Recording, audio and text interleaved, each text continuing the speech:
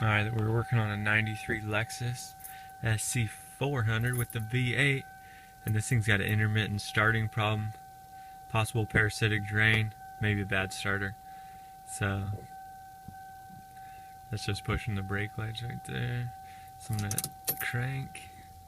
Let's look at the amperage. 200, 300. Okay, so bad starter. See that?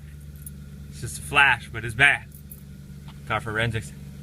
300 amps. What the?